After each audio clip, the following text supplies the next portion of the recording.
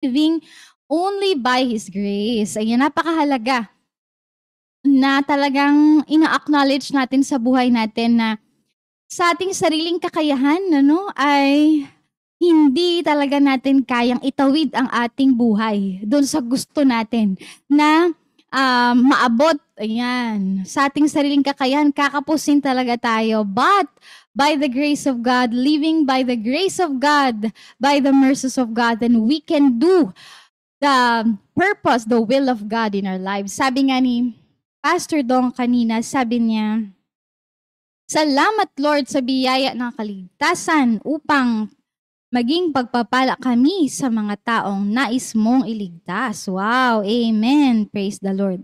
Dahil talagang sa ating sariling kakayahan ay hindi rin talaga natin kayang mag-abot, ano? Hindi natin kayang mag-reach out. Bakit? Kasi sa ating sariling kagustuhan, uunahin natin ng ating mga sarili, di ba? Ang nature ng isang tao na hindi kilala si Kristo ay selfish, no? Pansariling interes muna. Akin muna. Ako muna. Me, myself, and I. Yan. Champion talaga dyan. Karamihan, ano? Yung mga tao, uunahin ang sarili. Pero dahil sa kagandahang loob ng Diyos, ay makakayanan natin mag-share. Ayan.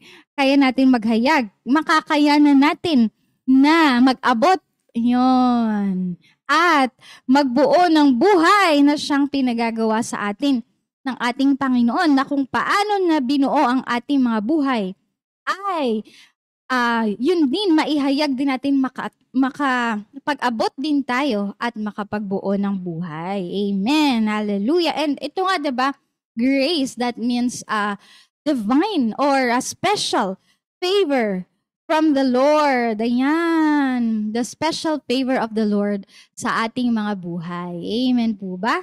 So, talagang sabi nga sa salita ng Diyos, ano, na tayong mga tao na lumapit sa Panginoon, nakitaan ng Diyos ng kapakumbabaan na in-acknowledge natin sa sarili natin na hindi ko kaya ang mabuhay kung wala sa piling mo. Di ba awit yon? Hindi natin kaya sa sarili nating lakas. Pero sabi ng Panginoon, He gives more grace. Ayan. He gives more grace. Sabi ng James 4:6, yung God resists the proud but gives grace to the humble. Yan. Doon sa mga tao na nagsasabing, Lord, ang buhay na to talagang hindi ko talaga makakayanan. Ang buhay na to, talagang pariwara ito kapag wala ka sa buhay ko. Yan. Pero dahil dumating ka sa buhay ko, ay nabago ang direksyon ng buhay ko. May panibagong pagkilos sa buhay ko at magagawa ko yung pinagagawa mo sa akin. Magtatagumpay ako dahil sa grasya mo sa buhay ko. Amen ba? Kayo mga ka-daily life sharing, ayan, anong masasabi ninyo? Na dahil, ilagay nyo nga dyan sa comment box, dahil sa grasya ng Diyos, ayan, sa grasya ng Diyos sa buhay ko, ay, yan, dugtungan ninyo, sa grasya ng Diyos sa buhay ko, nagkaroon ako, naging ganito ako, or nagtagumpay ako, yan, sige nga po, parinig o patingin ng inyong mga patotoo dyan sa comment box na dahil sa grasya ng Panginoon ay tayo nagawa natin ang hindi natin kayang gawin. Ano yun? Divine enablement, no? Divine favor sa ating mga buhay and empowerment. Yon, ang grasya ng Panginoon is empowerment upang magawa natin yung pinagagawa niya sa atin. Yung kakapusan natin, hindi ibig sabihin na may grasya ng Panginoon, ano, na tayo ay mauupo na lamang. Hindi, kundi all the more na tayo ay kikilos dahil alam natin na hindi na lang tayo nag-iisa na kikilos, kundi nandyan ang pagsama ng Panginoon. Kaya nakakasiguro tayo ng tagumpay sa ating mga buhay. Amen po. Praise the Lord. Hallelujah. Sige po, magsulat lang po kayo dyan sa ating comment box at mag-invite tayo sa hapong ito. share, and invite. Amen. Praise the Lord. So, handa na ba tayo mga ka-daily life sharing? Yan. Praise the Lord. Ayan, sabi ni Ate Zali, sabi niya, sa grasya at habag ng Diyos, naligtas ako at ang aking buong sambahayan. At ngayon ay sama-samang naglilingkod sa Kanya. Oh, di ba?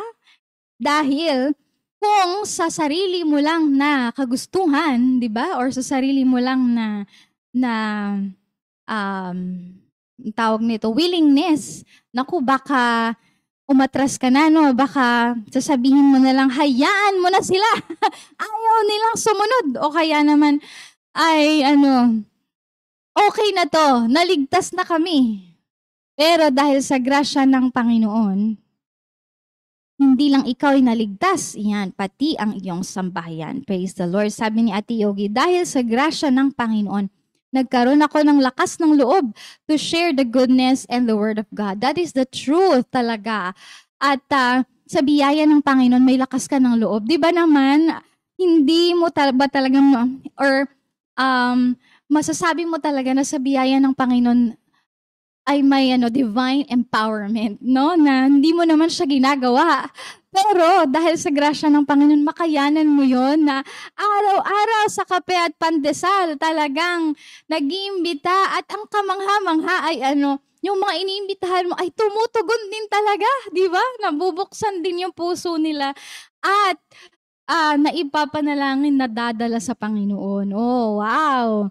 Praise the Lord. Sabi ni Tita Rose, dahil sa grasya ng Diyos sa buhay ko, na pagtagumpayan ang mga pagsubok sa buhay. Amen! Praise the Lord. Yan. Talagang meron tayong special favor, meron tayong strength to overcome by the grace of the Lord. Amen po ba? Hallelujah! Sabi ni Ate Maria Priscilla Eugenio, dahil sa grasya ng Diyos ay nabago ang buhay, ugali, relasyon sa aking mga anak. Mas nakilala ko ang Panginoon at pinalalakas niya ako. Salamat sa kabutihan ng Panginoon. Amen! Yung hindi mo kayang baguhin, hindi mo kayang magbago, talaga naman. Si Lord, ang tutulong sa atin because He's the one at work, both to will and to work for His good pleasure. Amen. Praise you, Lord. Sabi ni, hello Kuya Larry, magandang hapon. Sabi niya, dahil sa grasya ng Diyos, naging masaya ang buhay ko. Amen. Kaya nga, di ba, ang buhay kay Kristo, sabi ng awit, ang buhay kay Kristo ay pasaya ng pasaya, paganda ng paganda.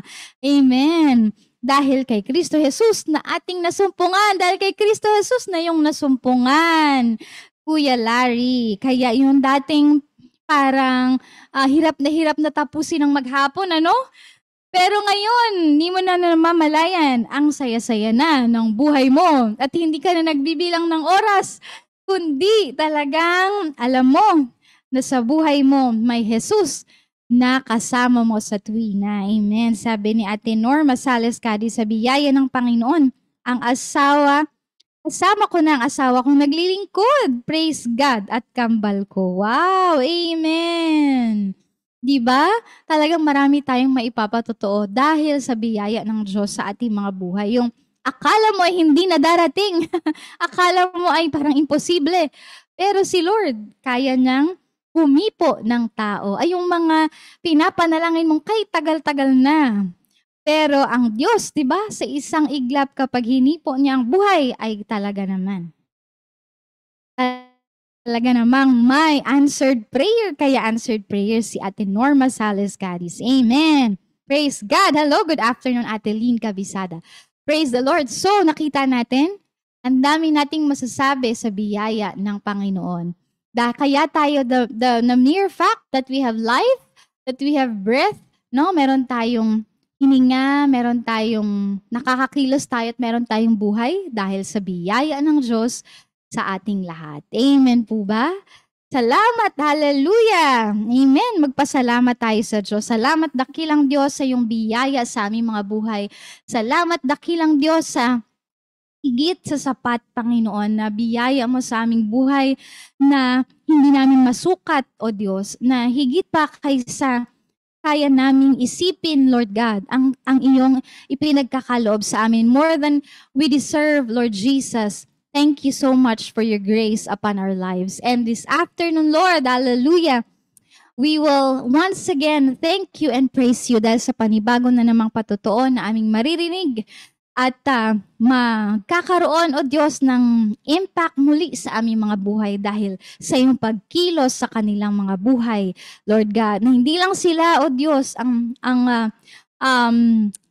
pinaghimalaan mo, hindi ka lang sa kanila kumilos, kundi maging sa lahat ng mga makakapanood, sa lahat ng mga makakasama pa namin sa replay, Lord Jesus, sila din ay mahihipo ng presensya mo sa pamamagitan ng patotoo na aming maririnig sa hapong ito. Salamat dakilang Diyos, purihin ka sa pangalan ni Jesus. Amen, amen. Praise the Lord. So mga ka-daily life sharing, eto na, wag na nating patagalin. Dahil dalawa sila, yan. Ang bagong, bago pa lang. Bago pa lang silang mag-asawa, pero alam natin at excited na tayo na talagang marami nang ginawa ang Panginoon sa kanilang buhay na kanilang mai-share sa atin sa hapong ito. So, from Laguna, yan, from Grand Harvest Christian Ministries in Laguna, let's all welcome mga ka-daily life sharing si Brother John Mark and Sister Jezreel Faustino. Yan, good afternoon po mga kapatid. Good afternoon po. Yan, kaganda naman at gagandang mga nilalang ang mga anak ng Diyos. Ayan, sige po, bumati po kayo. Muna po. Magandang hapon po sa lahat po sa aming pong mga kasama sa church, sa Grand Harvest Christian Ministries. Hello po sa aming pong daddy na si Daddy Bishop Remy Malabanan na nasa Davao, and sa aking mga office mates sa Las Bañas Tourism Office. Hello po sa aking mga friends, sa family namin sa Bicol. Ikaw? Ako naman po, good afternoon po. Welcome po dito sa Daily Life Sharing TV. And hello po sa pamilya ko sa Bicol. And hello din po dito sa mga katrabaho ko sa BFP Los Baños. And si Dad Hermie po, hello. Ingat po kayo. God bless po sa pag-uwi. Thank you. Thank you po. Ayan, mga Bicolano, pasok! Ayan. Ayan, so talaga naman welcome to Daily Life Sharing, Brother John Mark, Kuya John Mark, and Ate Jezreel. So, excited na ba kayo na magkwento, na mag-share ng inyong testimony? Ay, ganun. Okay lang yun. Excited to share the goodness and the grace of God in our life. Amen. Ayan. At yun na nga, di ba, na ang ating kasama sa hapong ito talaga naman ay ilang taon na po kayong mag-asawa? 1 year and 4 months po. Oh, di ba? 1 year and 4 months. Ayan. Di ba, excited na tayo sa kanilang mga buhay. Kaya bago yan, ay magpakilala na po kayo sa ating mga ka-daily life sharing. Sige po, sino po ang inyong mga magulang? Ayan, ilang taon na kayo? At ilan po kayong magkakapatid? Ano ang childhood background, kumbaga? Sino pa mauuna? Ako po muna. Ayan, ladies first. So, hello po. Ako po si Jezreel Joy Malabanan Faustino. So, ako po ay 31 years old. Ang aking parents po ay si Bishop Remy Malabanan at si Pastora Melanie Malabanan. Nandito po nagre-reside sa Los Baños. And meron po kaming church, which is Grand Harvest Christian Ministries, na meron na pong, I think, 12 outreaches. Meron na rin pong internationally po sa Dubai. And ang upbringing po sa akin ng aking parents, syempre po, PK, hello sa mga PK nakaka-relate po, siguro tayo dyan. Talaga pong lumaki ka sa church, of course, talagang umattend ka ng Sunday school palagi, and then nag-grow ka sa church. And siguro andun yung notion talaga, pero ako kasi po, nag-mature po ako dyan eh. Dati kasi parang, I always think na parang, people expects me to be a living carbon copy of my father and all of this, people looking at the way I act, the way I speak, the way I dress. Dati parang ano pa ako, immature pa ako. But alam niyo po ngayon, nag-mature na ako na parang, okay yun kasi yung mga tao, of course, they want to see someone na talagang nag-i-imitate ng Christ life, di ba? So, hindi ko na siya titignan as negative. Siguro dati parang negative siya or downside siya. Pero ngayon, ini-embrace ko siya kasi po talaga, with that, natuto po talaga ako to really walk in the knowledge of the Lord, to really grow in the knowledge of the Lord despite of all the challenge and circumstances and all the fall. Talaga pong the Lord has been so good, the Lord has been so great in my life.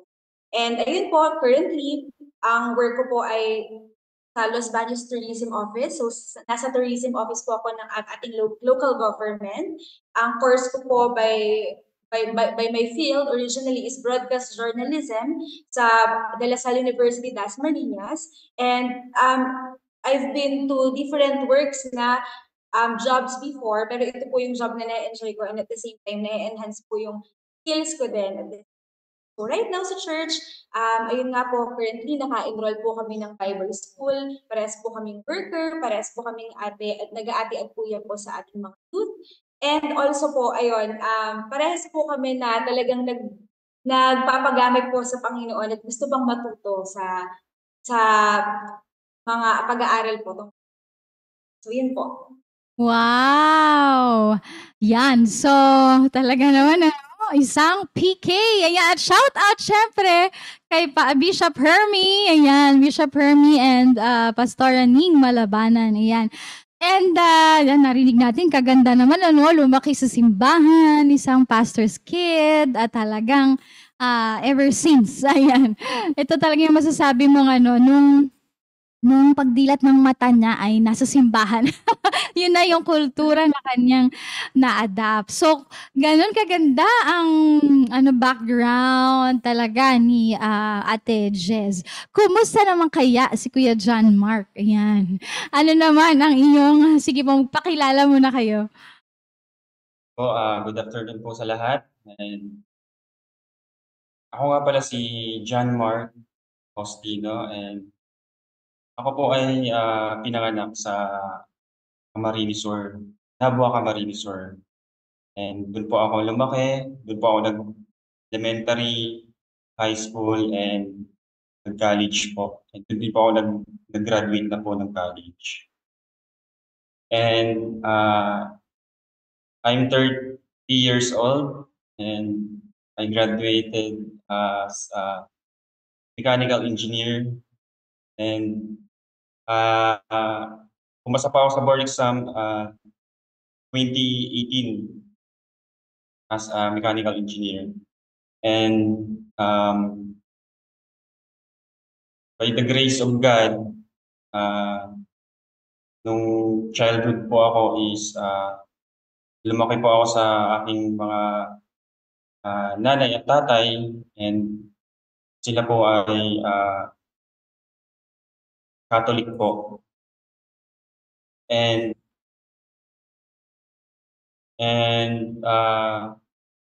nung last 2021, nakakilala po ako sa Panginoon. Nagkaroon po ako ng relationship sa Panginoon and nakilala ko din yung Panginoon and saka naman po kinuha ni Lord si Papa. Yung sakit po niya is chronic kidney disease. And bago naman po siya kinuha is nagpatanggap po siya sa Panginoon. Wow, praise the Lord. Yun lang po yung aking buhay nung nasa Bicol ako at then dito na po sa Laguna po. Ayan. So, 'di ba? Mayroong contrast. Isang talagang isang only child. Ayun. Ilang kayo magkakapatid? Kuya John Mark? 4 po kaming magkakapatid. Pangatlo po ako. Panganay po lalaki, babae. Tapos sunod ako, then may bunso po, college po kayo. Ayun, ayan. So, si Ate Jez na solo, 'di ba? Ikaw, sa inyo ba, naging stricto ba sila Bishop dahil naku, babae, tapos solo pa. Siyempre, 'di ba? Kailangan ingatan ng todo. So, ano ang upbringing na inyong nakalakihan? Sa iyo ba, Ate Jez, ay strict and may disciplinarian sa either parent? And si Kuya JM din, anong upbringing ang iyong nakalakihan? So sa akin po, yes po, masasabi ko na strict po si mommy at daddy in a way na kung talagang matigas ang ulo ko, kung talagang makulit ako, they will let me learn in a hard way. Lalo po nung lumalaki ako, nagdadalaga May ako. palo. Opo, at kasi alam, parang lagi kong sinasabi sa akin ni daddy is, whatever you do, if parang there are some consequences of your actions. So parang sasabihin po niya sa akin is, okay, this is not good, but if you do that, this is what will happen. So kung gawin ko po at talagang napalo ako ni Lord, they will allow that. And sabi nila pag umiiyak na ako, oh, because ginawa mo yan, now you are learning it. Ganyan po sa parents. Oo. Yeah. May shout out ba doon? Shout out at saka palo or talagang pangaral lang?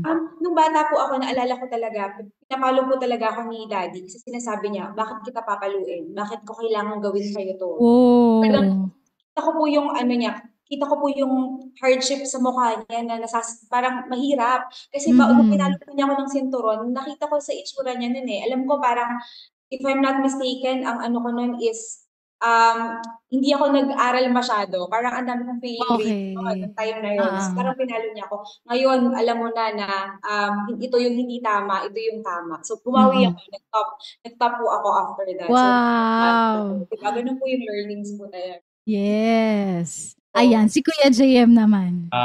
Sa akin naman, kung stricto po talaga sila papa at mama.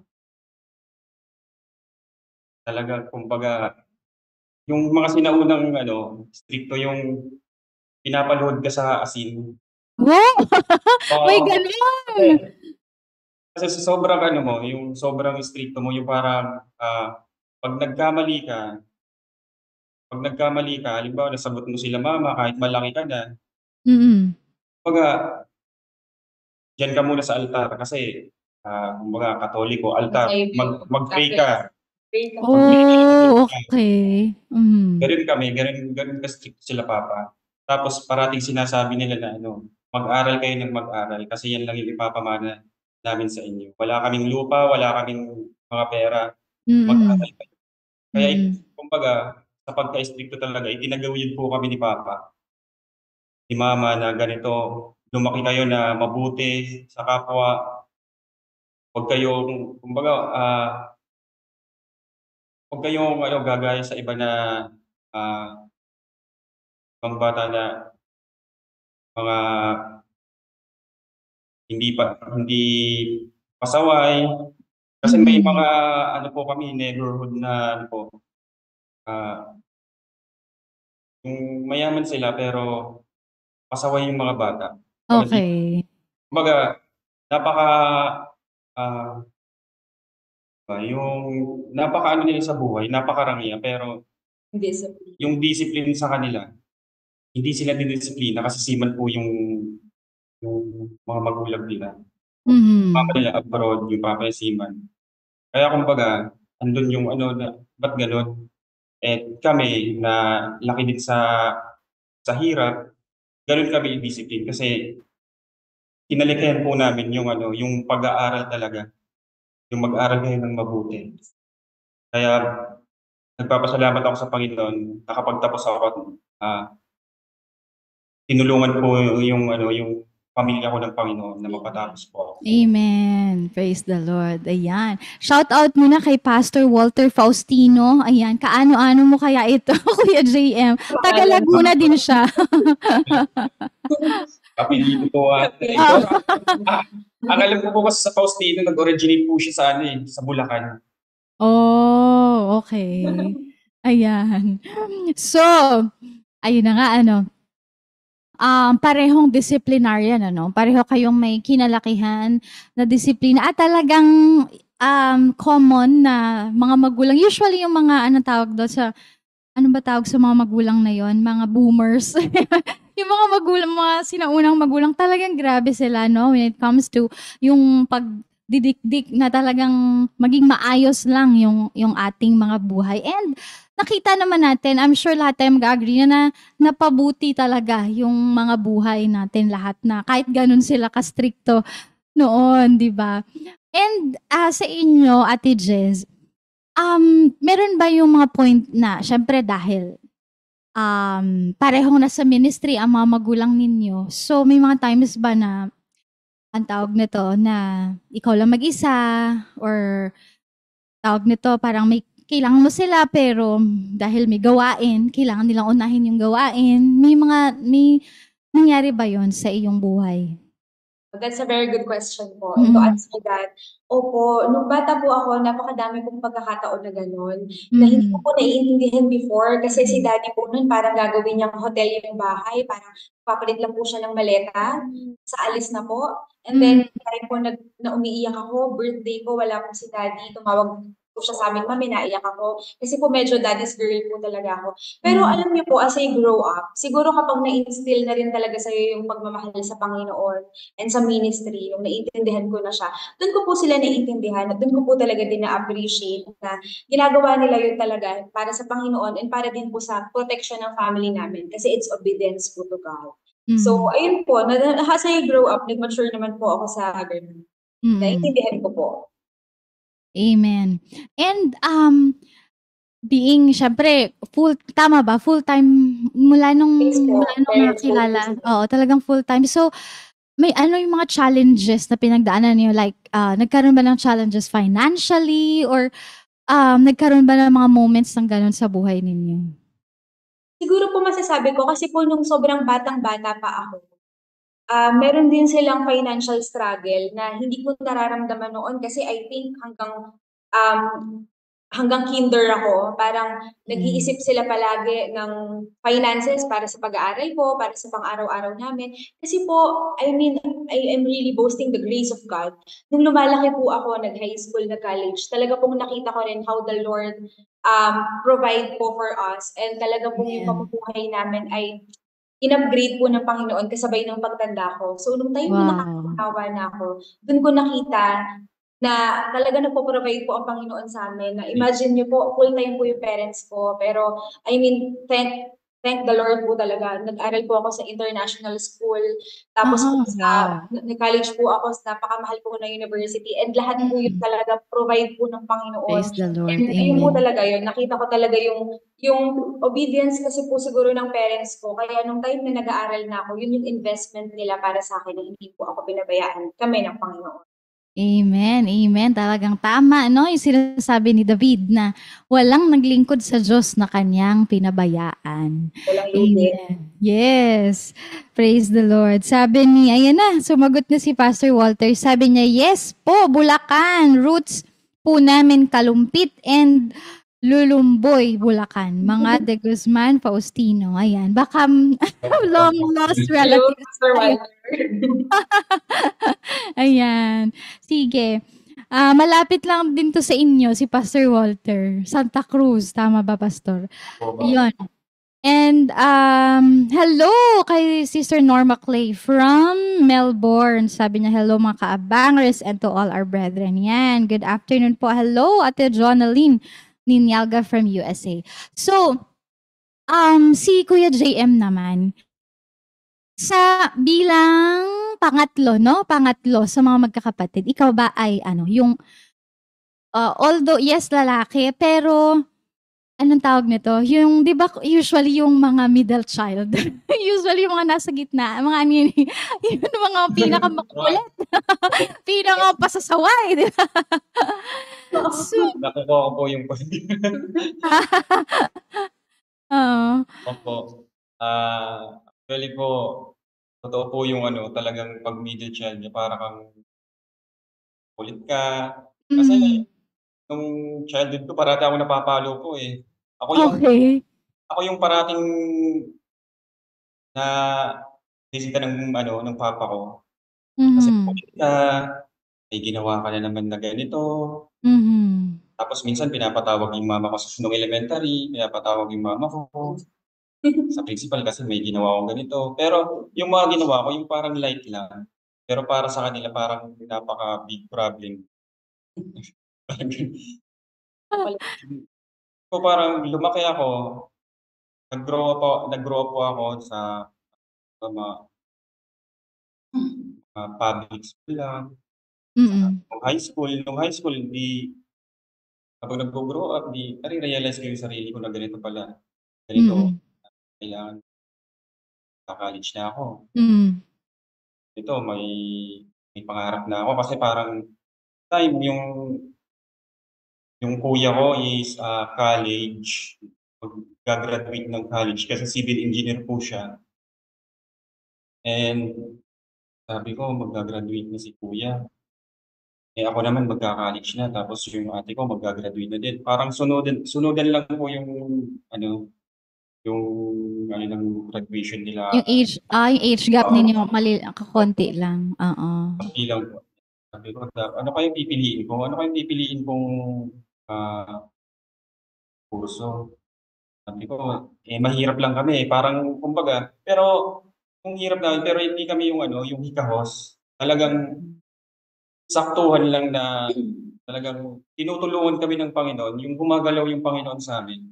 Kahit, ito, kahit di ko inaano yung mga pang-reliyon, pero, parang napipil ko yung Panginoon, nung time na nag-aaral ako, may nagpo-provide po. 'Pag hindi Mm. nawawalan si papa ng trabaho, Amen, kuya ko amen. naka-graduate po. Kaya nagpapasalamat po ako na nag-college po ako, hindi po ako nag-stop. Simula elementary, Wow, praise the Lord. high school, college, Mm. di po ako nag-stop. Pero yung kapatid ko pong, babae nag-stop po, para po paunahin muna yung kuya ko. Then after nag-ano, ah, nag-stop po yung ate ko, tuloy-tuloy na po yun. Wala na po sa'min nag-stop. Yun lang Praise po God. yung aking kuwento nung na pag-aaral ko. Tapos nung kolehiyo wala naman ng masyadong kasi talagang puspusan na po yung pag-aaral. Kumbaga sa engineering po kasi napaka-difficult po ng Yes, oo. ako hindi naman So opo, hindi mm. naman po ako matalino sa math pero, by God's grace, sabi ko nakapasa ako, naka-graduate ako, kumpleto na Wow, po ako. praise the Lord. Amen. So mga lahi pala kayo ng mga engineer. Yan. So, listening to Kuya JM na, yan may mga kapatid siya, tapos sa kanilang pamilya, ganyan. Ikaw ba, Ate Jess, nagtanong ka din ba sa parents mo na, ako lang ba mag-isa? Wala na ba pwede ba bigyan niyo ako ng kapatid? Alam niyo, totoo po yan. Kasi bata pa ako no'n, like yung sinasabi kila mami na gusto ko ng brother. Ngayon po, talagang parang akala ko yung baby ko nabibili sa Mercury. Kasi parang si mami naman, sabi, sige, hahanap tayo ng baby. So, hindi kasi po, Hmm. pagka ganun, like, walang narinig, ikaw kasi ang binigay sa amin ng Panginoon. Ikaw lang ang binigay. So, parang okay, thank you Lord for giving me to mommy and daddy. And sabi nga nila, joke lang siguro, katumbas daw po ako ng 10. So, okey na din. Plus yung Oo. mga kasi nila, mga tupa sa simbahan, yun yung Aha. so ayun po Oo 'no, totoo. Oo. sa'kin. Naman po ako na binigyan po Yes. ako ng Panginoon. Amen. At saka masaya talaga growing up in the church, parang ang dami-dami mong Yes kapatid. po, 'Di ikaw po ba? yung school na bata, Oo, 'yan. parang hindi naman po ako na-feel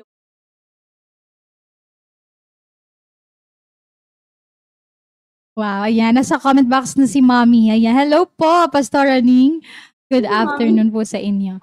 Ayan, oo, andiyan na siya. So, aside from mga top-notchers, ano yung mga talagang hindi niyo makalimutan, mga achievements ninyo sa eskuwelahan? Ako po, sige po, siguro po ako, kung mapapansin niyo po sa'ming mag-asawa, more on the extrovert. Siya po ay Aha. po nung I think bata pa lang ako, lagi na akong sumasali sa mga poem contest, declamation, Oh. oration, lagi Mm. po akong into public and yun po nag-host. po ako. So I think ang achievements ko po talaga dati, ano po ako mas yung sa awards ng mga piyesang nananalo. And regards naman po sa academic, hindi po talaga tayo pinalad sa math. Oo. Pero ako po ay part ng English club, reading club. Yun. Pero ganun po talaga. Yes. Napaka-at ng mga parehas sa English tsaka math. Right. Oo. Ang forte ko ay doon sa level na yun. So, kaya po ako nag-asawa ng mechanical. Oo. Para siya na yung bahala sa mathematics. Sabi niya hindi daw siya maano sa math. Pero ano po, kumbaga, compared po sa amin, siya po yung more on the math side. Oo. Para suitable and match na. Kasi talagang magkaaway, no? Talagang English tsaka And then mathematics. introvert and extrovert. So talaga po, Oh. admit. Yeah. Amen. Ayan. Kuya JM, ano yung masasabi mo mga achievements mo sa iyong pag-aaral? Sa akin po, nung elementary po ako is develop ko po yung drawing. Naalala ko po nung dito po ako na sinali po ako ng contest. Yung po, yung drawing na oil pastel. Oh. Sabi nung teacher ko, GM, Faustino, ikaw yung i-ano ko sa ibang school. Kasi yung Wow. parang 2002, 2003, ikaw yung iko-contest ko kasi ikaw yung napili ko. Kasi tatlo po kaming marunong mag-drawing. Tapos ako po yung napili ni teacher kasi medyo hindi naman realistic pero marunong din. In grade 2, marunong kang mag-drawing ng ganito. Ganyan lang. Kinontest po ako and thank you Lord kasi nag-second runner-up po ako dun sa drawing na yun. Wow. And grade 4 po, trinay po ako ng teacher ko na ilaban sa chess. Sa chess kasi talagang pag matalino talaga yung baka mo eh. And yun po, yung trinay ko po, siguro nag-ano po ako, nagpaturo po ako sa aking kuya. Yes. Yung mga simpleng moves lang. Then, hanggang dumating po yung time na fifth runner-up po ata ako dun sa chess na yun. Kasi may may rating. Madalo ka na ito, ganyan. Tapos nung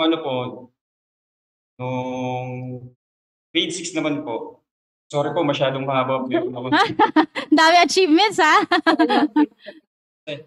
Nung grade 6 po, sinasali po ako ng teacher ko na drawing ulit. And ako po ay nireject ko po yung alok sa akin ng teacher kasi may bago po akong pinagkakalibangan. Soccer po. Nag-soccer po ako.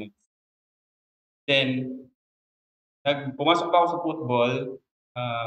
Kasi sa Bicol po, ang tawag doon parang Bicol Regional. May mga ganun silang tawag eh. Palarong Bicol, Panlalawigan. Panlalawigan. Umabot lang po ako sa palarong Bicol. Hindi na po ako nakasama ng palarong Panlalawigan. Pero thanks God pa rin kasi na-meet ko yung mga iba-ibang division ng school. Nakakuha ko ng idea, mga kaibigan. Yun po yung yung achievement ko nung high school. Medyo naglaylo na po ako kasi na po yung buhay po nun is hindi mo na pwedeng. Pero may time pa naman na sumasali po yung parang mathematics na contest. Yung mga plus 2, mga gano'n. Kasi di ba?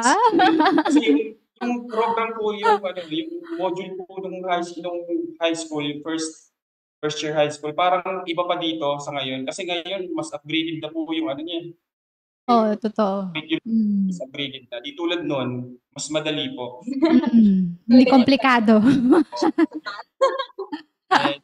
College po, wala na po ako nasalihan. Siguro ang nasalihan ko po nung college is yung intramurals. yung magiging ano. Mr. Intrams, gano'n. Budget. Budget Oo. lang yung hanggang nag-go-grow ako, hanggang nagko-kolehiyo po ako. So, parang hindi ko nagagamit yung drawing. Pero hindi ko na po yung talaga nagamit yung drawing ko. Siguro first year college, nagamit ko po yung drawing sa academic na drawing na din. Tapos second year hanggang fifth year, wala na po yung yung hilig ko mag-drawing. Oo, hindi na hindi na skill. Oo, face value na.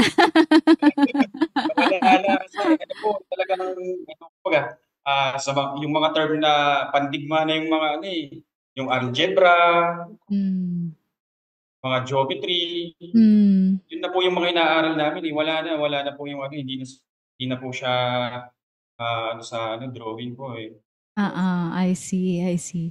So, yan naman siya naman yung introvert na ang dami niyang nasalihan. Sa totoo lang, while listening, natutuwa ako at Oo. kwento niya lahat. Oo, 'di ba? From talagang din siya, game na game sa lahat ng mga gusto niyang ma-involve, ayan, may involvement pa rin in spite of that. And then growing up sa inyong dalawa, since si Ate Jess ay talagang babad, kumbaga, this is my environment, kumbaga, dito talaga ang aking yung, 'di ba, yung praise and worship, prayer, reading the Bible, 'di ba, ganyan lagi. Nagkaroon, nung teenager ka na, nagkaroon ka din ba ng time na parang suwayin ko nga ng konti naman yung parents ko, magbarkada ako, ganyan, or nakaranas ka din ba nung mga ganong pagkakataon sa buhay ninyo na parang palagay mo magkasala naman kaya ako ng konti. Yung ganon. And si Kuya JM naman, nagkaroon din ba ng point sa buhay mo na nagbisyo, ayan, na napabarkada? Yes, si Ate Jess muna. Actually po, nung estudyante ako, sabi ko talaga na, takot po talaga ako sa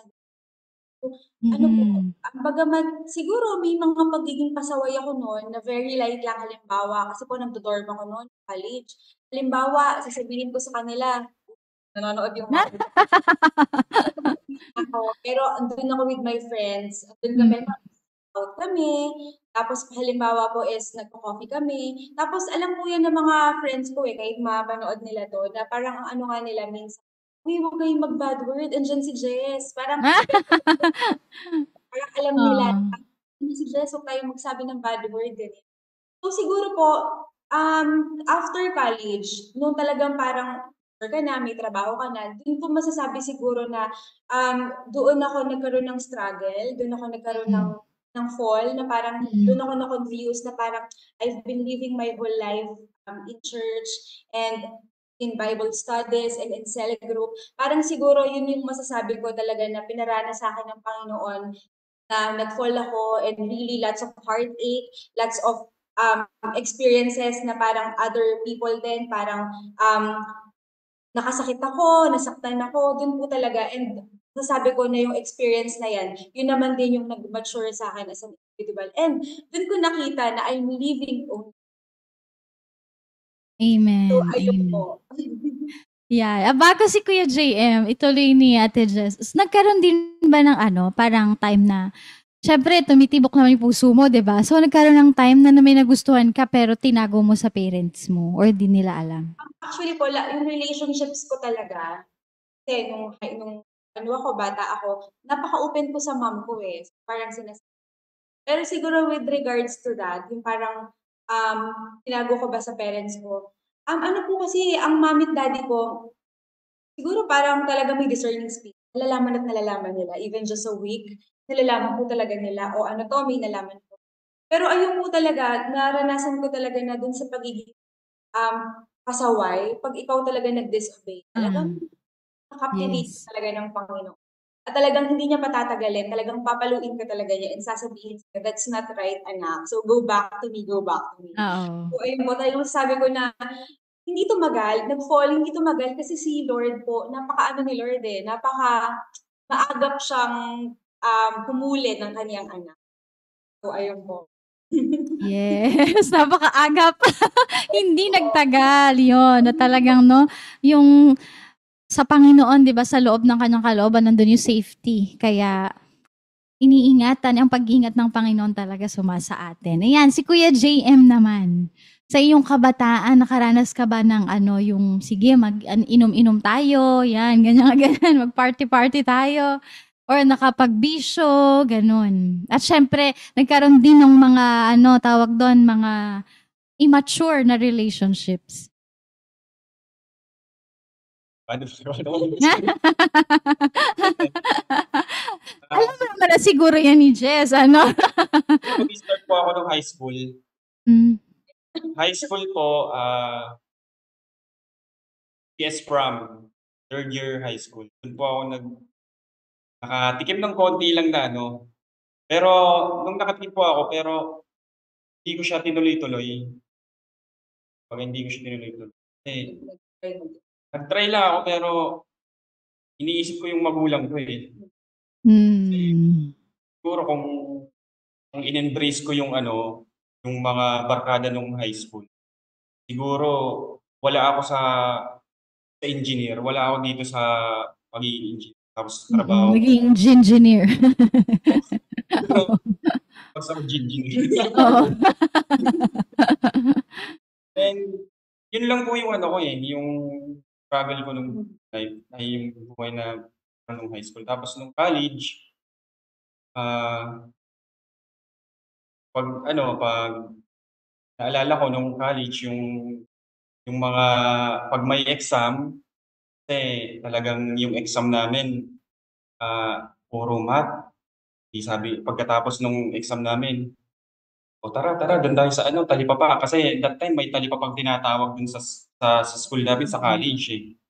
Tara, doon tayo sa talipapa, mag-ano tayo, mag-relax tayo. Eh di, ako naman, sige, doon tayo.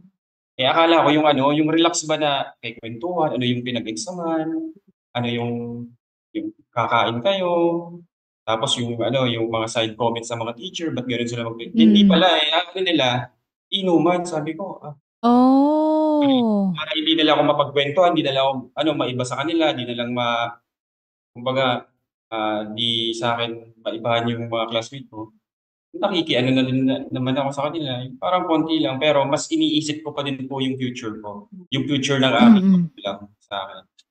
Kasi sa totoo lang po yung mga, college, classmate ko is, hindi po sila nakapasa sa board exam. Hindi ko naman po sinasabi na ano, na sila po ay nagbulakbol. Pero sama-sama po kaming nag-graduate, pero may mga nangilan-ngilan po talaga na hindi na po kumbaga hindi na sila nag-up yung mag-board exam tayo para may title tayo. Hindi na po kumbaga, naano na sila sa meron sila ngayon. Kumbaga settled down na sila ngayon kung anong meron sila. Yun lang po yung ano, kaya sobrang nagpapasalamat po ako sa Panginoon. Sobra po. Kasi di ko po akalain talaga na yung buhay ko is makaka-graduate tapos makakapasa board exam. Ang hirap-hirap po ng board exam. Yun. Oo. Yes, so sa madaling salita, talagang iniwasan mo din, pinili mo din talaga na hindi yun i-entertain. Talagang mas pinili mo yung for the greater good, kumbaga, na ikaw din talaga yung nag-decide ultimately na yes, may mga temptations, yes, may mga barkada, yes, may mga nag-aalok, pero ikaw pa din naman talaga magde-decide kung gagawin mo yan, bibigay ka or dito ka sa gusto mong marating. At buti na lang ano, at talagang pinagdesisyonin mo din talaga sa buhay mo na may mga magulang ako na kailangan kong bigyan ng karangalan. Praise the Lord. Pero kulang pa yun. Ano yung ano, aside from that na, okay, okay, wala akong bisyo, ganyan. Wala akong bisyo, ganyan. Sige, kailangan ko mag-aral. May naging inspirasyon ka ba sa pag-aaral mo? Inspirasyon po? Siguro nung ano, college na po. Nung high school wala eh. Oo. Parang Boy nung college. good boy ako nung high school kasi ano, kinakabahan ako pag lumalaki ako sa bahay. Hindi na ako nag-attend doon. Yung college po, Oo. ka-inspirasyon din po. Mm. Ah, dumating din. Ayan. Oo. Nahiya siya medyo nag-blush ng konti. Ayan. Pero, syempre hindi naman talaga maiiwasan ano, sa buhay ng tao. Talagang may mga ganong, tumitibok kasi yung puso eh. Nakakakita kasi yung mata. Ayun, nakaka-appreciate. Ayan. Pero yung tanong ko kay Ate Jess, sa nakita mo sa family, sa yung setup, yung church setup, and then yung mga ginagawa ng parents mo, busy sila sa ministry, dumating ba sa iyo yung thought na hindi ako magpapastor, yung gano'n, or hindi ko sila gagayahin pagdating ng araw? Or kabaliktaran, na gusto ko din sundan yung mga yapak nila? Actually po talaga nung sabi ko ayoko silang gayahin. Lalo na po, naalala ko dun na talaga dati, ang sama ng pakiramdam ng daddy ko no'n, tulog na siya, then nag-ring yung phone, pinatay ko, nag-ring ulit, pinatay ko. Hanggang sa talagang nag-ring, narinig na niya. Tapos sabi niya, "Akin na nga pakiabot ng phone ko." Sabi ko, "Mommy, masama yung pakiramdam ni daddy, huwag mo ibigay." Kasi nakakaawa po si daddy no'n, eh, parang pagod na siya. So kinuha ni daddy, tapos parang for some time narinig ko pinag-pray lang niya. Or hindi pinag-pray lang, siguro malaking bagay talaga yung pangangailangan po nung taong yun tumawag, pinag-pray niya. Tapos pagkatapos niyang sagutin yung call, sabi ko, "Bakit sinagot mo pa? 'Di ba masama na yung pakiramdam mo?" So parang nagse-sermon na ako, "Anak, kailangan ng panalangin ng tao." Parang sa isip ko, grabe naman 'tong tatay ko, parang gano'n talaga yung paglilingkod para sa Diyos. Talagang passion for God, passion for people, at sabi ko nga, "Ayoko ng ganito." Ta's may time pa po, alam niyo pastora, siguro makaka-relate lahat, yung wala ng laman yung bulsa niya. Yung Mhm. isusubo na lang niya ibibigay niya, lahat ng lumapit bigay. Ta's dati po ito, hindi ko naiintindihan, "Ano ba 'yan daddy, nawawalan ka na, ba't bigay ka ng Hmm. bigay?" Pero dun ko natutunan na gano'n, eh, mahal niya ang Panginoon at ang Panginoon hindi naman nagpapabaya. Kapag naman halimbawa siya ay nagbibigay, investment niya 'yun sa Panginoon, at talagang ang Panginoon at the same time hindi po pinabayaan yung family namin. So ayun po, dun naman sa tanong na kung gusto ko ba o ayaw ko, before talaga po ayaw ko. Pero nung nag-mature ako, talagang siguro somehow na-follow ko yung steps nila. Ayun, talagang nagse-share na rin po ako sa mga youth, sa mga iba't ibang church, and dun ko naramdaman na masarap din pala maglingkod sa Panginoon. At ayun nga po, despite all of the struggles and circumstances na pinagdaanan ko from the previous years, ngayon nga po kami mag-asawa. Masasabi ko na meron po kaming same desire din na maglingkod sa Panginoon, na sabi nga po ng aking asawa, hindi ko alam kung siya ay nagbibiro, kung halimbawa papalarin kaming pumunta sa ibang bansa, share namin po yan, no? So, ang Lord ang bahala. Amen, Talagang kung amen. sabi ng Panginoon, magpapastor siya. Ako naman, I will follow that. Kaya po, ngayon talaga, nagli-lead lang kami sa pinapagawa ng Lord, which is ngayon nga po, naka-enroll po kami sa Bible school. And yun po talaga yung aming life with our simple life po sa aming cell group, sa aming church. We enjoy everything po na pinapagawa ng Panginoon, maliit o malaki po na ministeryo. Amen. And then, 'di ba, 'cause every Sunday naman nandiyan ka, nararanasan mo yung presensya ng Panginoon, or baka tama ba, bata ka pa lang, part ka na ng mga ministries, 'di ba? Part ka na ng iba't ibang ministries sa church. So, kailan yung masasabi mo talaga na ito yung encounter mo sa Panginoon? Ito yung talagang hindi mo malimutan na paghipo ng Diyos sa buhay mo? Siguro po, dalawang bagay, no? Unang masasabi kong tumanggap ako sa Lord, na na-born again ako, I was 6 years old sa Brunei. Ang story po nun, nakatingin ako sa map of the world, sabi ng mami ko, "Andiyan tayo, andiyan yung Brunei, andiyan yung Pilipinas." Sabi ko, "Ma, ang laki-laki naman ng mundo. Sino nagbabantay dito?" Yun yung questions ng bata. Si Jesus. Sino si Jesus? Tsaka, di ba madami tayong tao sa mundo? Pag nagpe-pray tayo, naririnig niya tayo lahat. So 6 years old ako no'n, parang in-encounter ko po ang Panginoon na in-explain po sa'kin ng mami ko ang 3-minute gospel. And growing up, siyempre bata pa ako no'n, eh, so medyo ano pa po 'yun, hindi pa official. Siguro growing up po, na-encounter ko siguro somewhere like high school, na na nakakapanood ako ng conferences, sinasama ako sa revival. Tapos doon ko nararamdaman yung kinikilabutan ka, yung pag may nagpe-pray, may nagpe-preach, parang yung Holy Spirit, kinikilabutan ka. So I think encounter ko talaga noon high school. And then nasa third floor po kami noon ng bahay namin before. Tapos ako ay umiiyak sa Panginoon, nagpe-pray ako, nag-cry out ako, nag-kneel down ako. And na-feel ko talaga yung presence po ng Holy Spirit. Doon ko naiintindihan, ito yung Holy Spirit, niyayakap ako. So ito ang Amen. Panginoon, totoo siya. So doon po, and then unti-unti na hanggang college, hanggang sa yun na po, tumanda lang tumanda. Doon ko po mas naiintindihan na habang nagpapalalim ka sa Panginoon, of course, you have to read the Bible para mas maintindihan mo. And you have also to follow, hear and obey. Kasi pag nagko-contradict yung dalawa, nagbablock yung gustong iparating sa iyo ng Panginoon. So, yun po. Amen. And then, nung syempre nakakilala ka sa Panginoon, meron ka na ding personal relationship sa Kanya and naririnig mo na siya personally. Nagkaroon ka din ba nung yung syempre alam mo sa sarili mo na at this age, mag-aasawa ako or makakabibigyan ako ni Lord ng partner. Ka ba yung parang, Lord, pag binigyan mo ako ng partner, ito ang aking listahan. Yung mga gano'n, meron ako checklist na ito dapat ganito, yan. Dumating din ba yun sa'yo or nagkaroon ka ng ganong desire sa puso mo? Thank you for that wonderful question po. Alam niyo po, ma-share ko lang. Kasi po talaga, in my life, masasabi ko talaga na I have been into heartaches in my life. Hanggang sa parang sabi ko, Lord, bigyan mo ba ako ng maayos na asawa? Gusto ko ng maayos na asawa na maglilingkod kami sa'yo, mamahalin ako, Lord. Just give me this man na talagang pinagpipray ko. And talagang ito po yung characteristic niya. And ayun nga po, magically specific, magically and miraculously, by the year 2021, so na-meet ko nga po siya. Ganito ko na ba yun? Na-meet ko siya kasi po siya po ay mamaya po i-share niya, nag-ano po kasi siya, BFP siya, nag-apply po siya ng pagiging bumbero sa Los Baños, Laguna. Although Bicol siya, ako naman po, I was working there in Los Baños. So nagkasama po kami sa work, and then na-meet po namin ang isa't isa.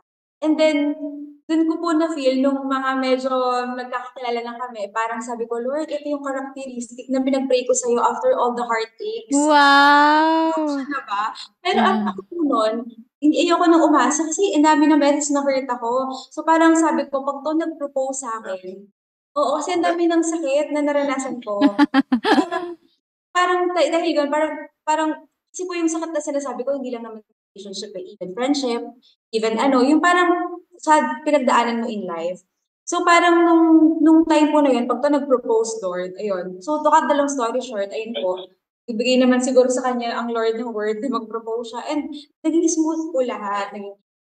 Prior to our marriage, naging smooth po lahat. So parang masasabi ko na ang Panginoon talaga ay tumutugon at sumasagot sa panalangin. Yes. Gaano katagal mo yan ipinanalangin, sister? Ano po kasi kami yung relationship po kasi namin, within a year lang po kami tumakbo. Kasi po, if I may share, no, parehas po kasi kaming galing sa long term. So parang we also believe na it's not about the long term or short term. We also believe na mag-asawa na it's about how God will move in your life. Kung kayo talaga, regardless kung gaano katagal or gaano kabilis. So yun nga po, within a year of courting, so nag-propose po siya, and then with the same year, December, hindi na po namin pinatagal. So, ayun, kinasal na po kami. Ayan, wow. Salamat sa grace ng Panginoon. Amen. Yan ang gusto nating no? Yan ang gusto nating marinig kay Kuya JM kung paano niya napasagot. Yan ang napakagandang binibini at higit sa lahat, paano niya napa-oo yung mga magulang na may kaisa-isang anak. Pero bago yan, Kuya JM, ay yung paano mo nakilalang Panginoon? Nasa Bicol ka pa ba or nung dumating ka na sa Los Baños? Share ko lang yung paano ako nakakilala sa Panginoon. Nasa Bicol po ako. Then siguro yung Lord, binigyan ako ng wisdom na wala talaga sa isip ko na Laguna ako, Manila ako mag-a-apply. Kasi, pero may idea po ako. Kasi that time po is, nawalan po ako ng trabaho nung pandemic. Okay. Pandemic po, nawalan po ako ng trabaho. Then sabi ni Papa, magpulis na lang daw ako kasi Hmm. yun. Sabi ko naman, ayoko eh. Kasi, alam mo na, yung mga ganun. Tapos, until na parang may bumulong sa akin na ah, Laguna. Laguna ako mag-apply kasi madami daw yung quota. And by 2020 po, lumuwas po ako ng Bicol, Laguna, para po mag-apply ng Bureau of Fire Protection. Hindi naman po nasayang talaga yung pagpunta ko dito sa Laguna kasi tinulungan po ako ng Panginoon. Step by step, yung process po ng BFP is napakahirap po. Step by step, nakakapasa po ako. Napaka-smooth po nung pagpasok ko. Nakapasok po ako sa Bureau of Fire. Until makapagtapos po ako sa pagte-training. Yung training po, mahirap. Pero, andyan yung Panginoon. Sabi ko, andyan yung Panginoon eh. Hindi naman ako bibigyan ng kahirapan dito. Kumbaga, pinag-pray ko to, ibibigay niya to sa akin. Pinag-pray ko to na, Lord, ibigay mo na to sa akin itong trabaho. Hanggang sa makapasok ako sa Bureau, then dito po ako in-assign sa Los Baños. Doon po. Pero yung relationship ko sa Panginoon is tuloy-tuloy pa din. Pero floating po ako sa religion. Pero at as long na nasa religion ka, basta nakakakilala sa Panginoon. Hindi naman po yun sa may religion ka. Kaya, then nung nasa Los Baños na po ako, sabi ko, parang may kulang. Parang may kulang. Di ako di ako nakakasimba, di ako nakaka-service. That time kasi yung na-assign po ako sa Los Baños Fire Station is naabutan ko pong dutyhan is 2 days off, 2 days duty. Pag off ko, andun lang po ako sa estasyon. Kasi malayo po ako, Bicol po ako eh. Wala naman po akong relatives dito. Hmm. Yun po, dun po ako nakastay. 2 days off. Dun lang po ako, nakamukmuk lang po ako, tawag sa family ko, sa Bicol, kinakamusta, then pray. Then sabi ko, may kulang sa sa life ko na wala wala akong sinasambuhay noon, pero nagpe-pray po ako. Kasi naniniwala po ako talaga sa Panginoon. Until makilala ko po si Jessie. Paano ba yun? Naalala ko nung flag retreat. Flag retreat. Pagbababa po ng flag. Flag retreat. Every Friday yun. Oo, every Friday may flag retreat. Tapos every Monday may flag ceremony. Flag retreat po, nakilala ko po si Jessie na siya po yung nag-handle ng flag retreat pag Friday after. Tourism po kasi. Tourism kasi po sila. And doon ko na-meet si Ma'am Jess. Ma'am Jess patawag ko doon. Sir pa Ma'am Jess. Kaya ako, syempre Ma'am Jess, ibababa na po namin yung flag. Hanggang sa karoon na ng personal communication. Oh, personal. Yeah. Sa flag pala yung nagsimula, Inad niya ako, inaccept ko naman agad. Yun. Gather na po kami pinakilala niyo po ako ni Bishop Hermie. And pinakilala niyo po ako syempre sa magulang, ikilatisin ka muna. Daddy po. Oo. Yes. And yun. Yes, oo. Yung unang tanong niya po sa akin is kung ikaw ba'y sa Panginoon, may relationship na po, may relationship na kayo sa Panginoon, kaya mo bang tanggapin ang Panginoon? Sabi ko, opo. Kasi talagang naniniwala ako. Galing po ako dyan. na ganito, may religion po ako dati. Kinento ko po yung yung nakaraan ko po na may religion po ako dati, doon po sa Bicol, ganito po. And hanggang sa tinatanggap po niya ako, siguro mga 2 weeks ba, 2 weeks, nung pinakilala niya ako 2 weeks po. Tapos, yun, pinatanggap po ako ni Bishop Hermes. Sabi niya sa akin, JM, halika dito. Yun, may Bible na siya. Ako naman, talagang nagpapasalamat. Sabi ko, ito na yun, Lord. Thank you, Lord. Sabi ko, makakatanggap na ako. Hindi lang makaligtas, kundi makakilala sa Panginoon. Tapos, nakatanggap na ako. Na-feel ko yung yung gaan ng buhay ko. Yung flowing ko. Kumbaga, may nabago. Ang dami pong biyaya ng Panginoon yung panahon na yun. Sabi ko, nung nakilala ko si Jess, nagpapasalamat ako. Then, nung relationship po kami, dumating po sa point na nag-training po ako sa BFP ng 4 months. Kami po ay nagkahiwalay.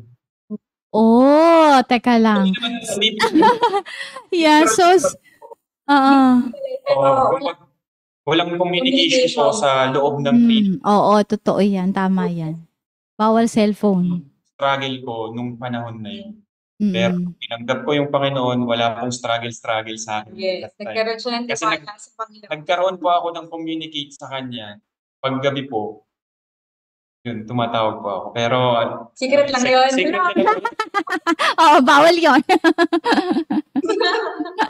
Oh, di ba tapos naman? Hanggang sa nakagraduate po ako ng pagtitraining, then start na ulit po kami na mga decision making na sa wedding. Oh, pero wait lang. Nung pinakilala mo siya, Ate Jess, kay Bishop Hermes, pinakilala mo siya as a friend? Pinakilala mo siya as parang ini-invite mo sa church? Hindi po, yung totoo lang po, pinakilala ko po as, sinabi ko talaga na, daddy gusto daw niya manligaw, gusto daw niyang formal. Oh, okay. Yun naman yung usapan namin. Kasi po siya yung nagsabi, regardless napakamahiyain po niya, pero natuwa ako sa kanyang pagiging assertive na, gusto ko makilala yung father mo. Gusto ko na magharap kami para masabi ko yung intention ko. Kasi nung time po na yun, Yes! opo, sa akin kasi, okay, sige, slow down, getting to know muna. Ayoko pang dumating sa point na kay daddy agad. Since siya po yung nagsabi, parang sabi ko, okay to, parang gano'n. At the same time, we're not getting any younger naman na. Kami, parang sama kami may trabaho. So, sige, honestly, kilala ko po siya. So, ayun nga po, to cut the long story short, si daddy ay talagang unang tanong sa kanya, is about, ikaw ba ay, kilala mo na ba ang Panginoon? Yun, ang first question. So, noon po hanggang ngayon, parang si dad na rin po ang tumayong spiritual father po. Father-in-law. Amen. Wow. So, ibig sabihin, nung nagkakilala pa lang kayo, talaga ano ba yun? Meron ng mga spark. Parang may love at first sight na naganap. Tama ba yun, Kuya JM? Nung nakita mo pa lang siya, ay, gusto ko na tong babaeng to. Opo. Di ba? Kasi po, Pastora, kwento ko lang. Lagi ko na po siyang nakikita sa munisipyo. Kasi po, siya parang bumbero. Lagi naka-uniform personnel.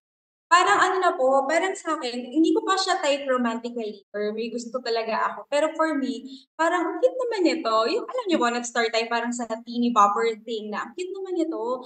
Yung naman, sino yung Faustino? Kasi po may nameplate sila, Faustino. Pero sa akin, wala lang yun. Parang, sabi ko lang, so parang may nasabi pa ako na, ang ganda naman ng apelido niya. Ang ganda maging apelido. So parang talagang and also si Lord din talaga, yung mga desire ng puso mo na hindi mo siguro napapansin or aminin. Parang hanggang sa gitna po, siya yung binigay ng Panginoon sa akin. So parang, sabi ko nga, parang ang galing kasi parang minsan dumadaan lang siya. Parang napapatingin lang. ang cute naman nun, parang gano'n. And then, ayun na nga po, at araw-araw ko na siya nakikita sa umaga at bago Oo. matulog at asawa ko na pala, pastora. Ayan! Yes, 'di ba?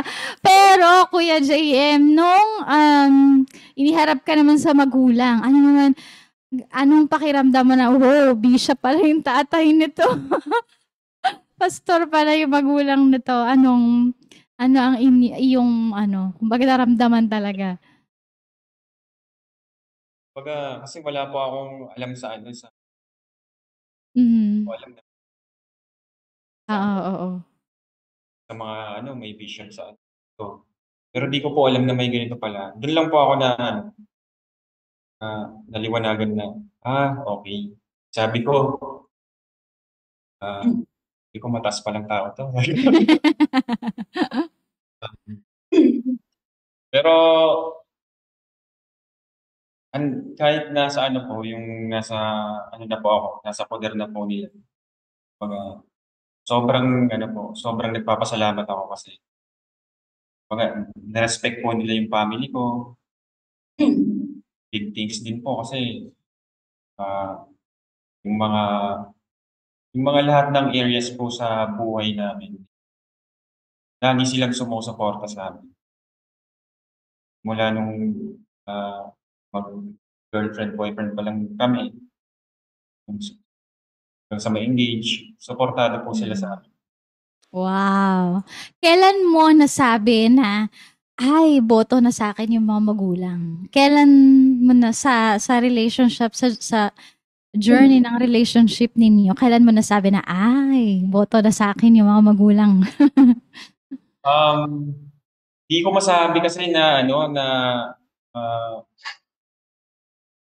kasi, kumbaga yung process po di ko talaga masabi kung ito boto nito, pero mabait po sila sa'kin.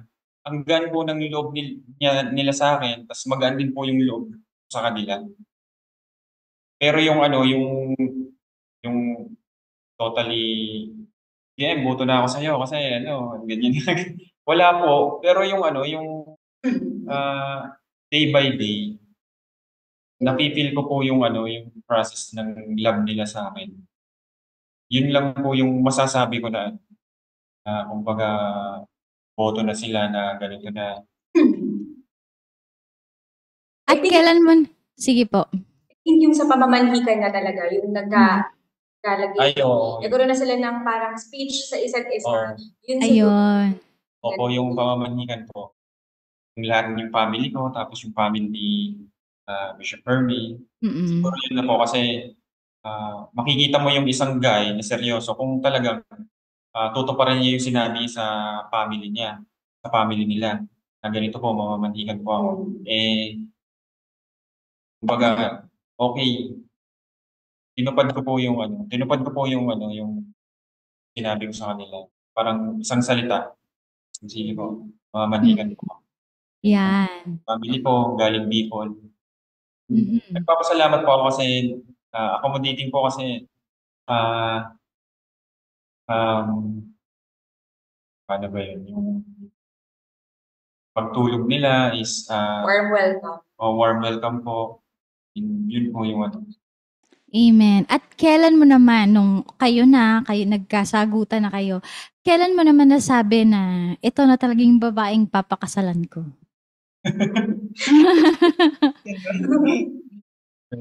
Talaga. Di di ko masabi kung ano, sa sa araw-araw kasing ano, sa trabaho, sa pagiging mabait, sa pagiging, maasikaso, di ko masabi na ano na ito na yun, yung parang asikaso 'to. Parang ano siya, paano ba yung ano dun? Running out of words. Opo. Basta yun po yung ano, yung Speechless. isa ko, yun na po yun. Wala akong masabi. Hindi maipaliwanag. Yun talaga yung pag-ibig. Oo, maipaliwanag talaga yung pag-ibig. Oo. Pero ang Panginoon po talaga ang nag-decide sa'ming dalawa. Amen. So na Mm. pinagbuklod kami, nagaling kami sa ako malayong lugar, siya malayong lugar. Kumbaga, pinagbuklod kami ng ano. Yun, di ba? Amen. Ipinahintulot ng Diyos na talagang Oo. magkita kayo, ayan, at magkakilala at may tadhana para sa isa't isa. Ayan.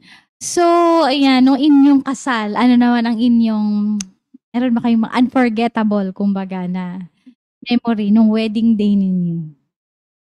Ako muna. Ako po kasi talaga, yun nga, nagpapasalamat po talaga ako talaga sa Panginoon kasi talagang medyo sinabi ko yun Lord, this year, kung mamimit ko na yung para sa akin, sana huwag na niyang patagalin, mag-propose na siya. Pero parang sa akin, hindi ko parang nakikipagbiruan ako kay Lord na deep inside, gusto rin naman, parang gano'n. So ayun po, napaka-smooth. Ayun nga po, binigay siya ng Panginoon, nag-propose siya, and then very smooth. Tinupad niya yung promise niya kasi po pumasok pa siyang training, nawalan po kami ng communication. Pagkaman patawag-tawag siya, very ano lang din po, limited. So parang ako personally, nag-doubt ako na totoo kaya yung promise niya, babalik siya, magpapakasal daw kami. So I think yung pinaka-memorable po ng wedding is yung wedding itself na, wow, this is the day and it's happening now. Thank you, Lord. I remember po sa interview ng videographer, parang anong masasabi mo ma'am na ngayon ikakasal ka? Sabi ko, wow, thank you Lord. Ito na yon. This is the day that the Lord has made. And ayun nga po, while I was walking in the aisle, akala ko po sa movies lang yon, umiiyak yung guy. Oo. Parang sabi, Oo. tapos yun, nung nakita ko siya na medyo nagka-cry na siya, sabi ko, uy, parang ang ganda ko today. Na-feel na parang, wow, Lord, you have given me my better half. Alam niyo po, you have given me the one whom I will complete his rib. Kasi po yung sabi ko, missing rib na ako. And yun po, yun siguro with all the things that happened, our vows to each other, and also yung family namin, complete. Talaga po yung family niya, pumunta po talaga kompleto sila, bagamat si Papa nga po yung father niya passed away. Pero talagang nagpakita sa full support, galing po support nun, yung kuya po niya, wedding. So, ayun po, talagang nagpapasalamat ako na yung wedding itself that it happened. And lahat ng mga closest friends po namin, family, na nandun to really be there and enjoy the time with us. So yun po. Yan. May naalala ka ba doon? Yung moment na yon sa inyong kasalan, Kuya JM? Sa akin yung siguro yung pinaka-forgettable dun sumayaw ako eh. Kasi ba, first time ba? Oo, first time ko po kasi di talaga ako sumasayaw eh. For the wedding. Oo. Yung tapos iyak ako, madaming tao. Oo. So iyak ka, tapos umiyak ako nung kuya andun, is na upuan ni Papa. Po ako napaiyak lang, so sasabihin ko kay Papa na ito na yun, Pa. Kakasal na ako sa aking nakamamahal na girlfriend. Pero wala na, kumbaga, wala. Talagang umiyak lang talaga ako kung andito lang si Papa siguro. Tuwang-tuwa po si Papa. Yun yung yung experience ko nung inasal kami. Wow. Praise the Lord. Kailan nga yun? Kailan po kayo ikinasal? December 17, 2022. December 17. Yeah, wow. Gusto ko lang pong i-share. Ang dami nagsasabi talaga sa amin noon, huwag 7, dapat 8 kasi 8. Oo nga, di ba? Oo, yung mga numero na yan. Pero ako po, nilaban ko hindi. 7 is the number of Jesus. So, 17. Parang inaano ko po talaga 7, number yun ni Jesus. So, 7. Yes. Oo. Pinag-pray ko po talaga siya. So, yun, December 17. Kasi yung mga traditions, Yes. 7, Yes. Padaw, ganun. Pero na-review ko siya talaga. Oo, di ba? Yan. At syempre, yung mga December weddings talaga naman, napaka mga romantic.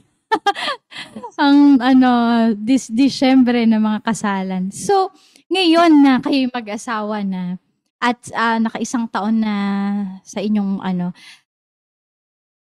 looking back lalo sa buhay mo, Ate Jess, ano yung parang ang tawag nito, subconsciously, yung hindi mo naman talaga tinatandaan na mga parte bilang mag-asawa ng mga magulang mo. Ano yung na unknowingly ay parang na-adapt mo din, na lesson learned mo din from them na growing up nakikita mo sa kanila na ngayon ay nai-a-apply mo sa sarili mong Siguro po isa po talaga is yung act of service. Na Mhm. sa akin ng mami ko, ng asawa ko, since Bicolano po din kasi talaga siya.